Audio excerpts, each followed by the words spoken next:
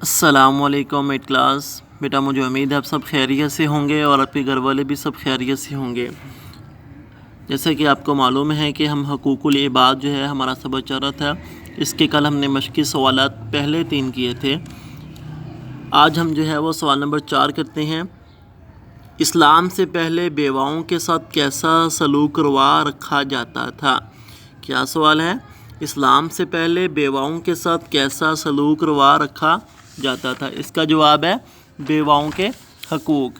یہ پہلی 3.5 لائنیں، یعنی بیوہ کے ساتھ انسانی تاریخ میں جو ظلم روا رکھا گیا ہے، یہاں سے لے کر علامت بن کر سوگ میں گزار دے، یہ چوتھے سوال کا جواب ہے۔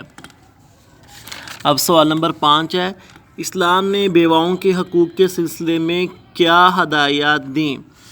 اسی کے نیچے سے اسلام نے بیواؤں کے حقوق متعین کیے، یہاں سے لے کر یہ لاسٹ تک والے کے برابر قرار دیا، یعنی کہ رات بھر عبادت کرنے والے کے برابر قرار دیا۔ یہاں تک 5ویں سوال کا جواب ہے۔ آگے 6واں سوال ہے، معذوروں کے حقوق بیان کریں، ان کے متعلق ہمارا رویہ کیسا ہونا چاہیے؟ یہ شروع سے ہی ہے، معذوروں کے حقوق 1 2 3 4 اور 5 پوائنٹ یہاں تک۔